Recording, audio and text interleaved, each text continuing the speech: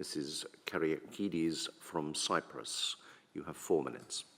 Thank you, Mr. President. First of all, on behalf of the EPP group, I would like to firstly congratulate the rapporteur, Mrs. Bukocheva, for this excellent report, which really does address many of the important issues that involve the violation of children's rights, and in this case, the detention of children. The Convention of the Rights of the Child states that arrest, detention, or imprisonment of a child should only be used as a measure of last resort and for the shortest appropriate period of time. Every child in detention needs to have access to legal representation and respect of all their rights as stated by the Convention.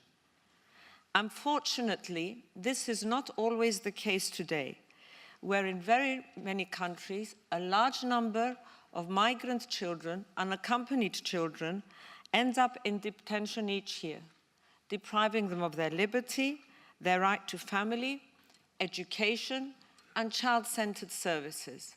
Very recently, in my own country, Cyprus, out of a number of 350 Syrian refugees that were saved from a boat in very bad seas, 53 were children, and almost 40 of them were unaccompanied children.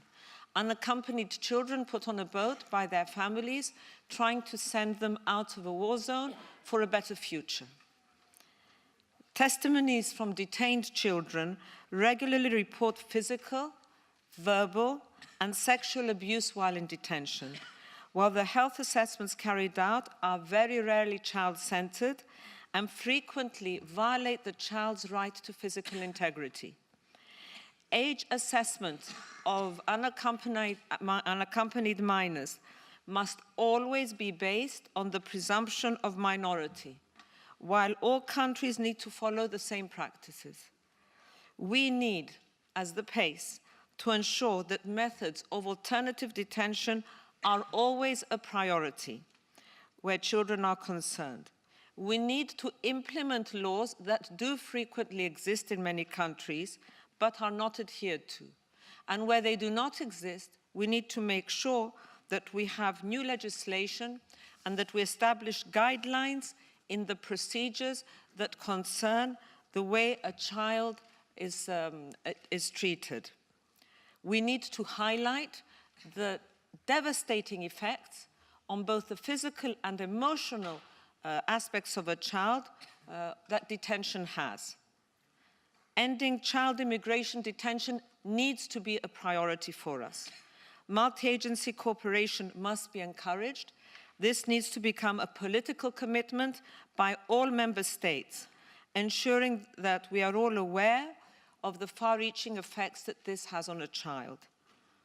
We all know that children per se are a vulnerable group. Unaccompanied children are in the most vulnerable position. We need to ensure their guardianship and representation.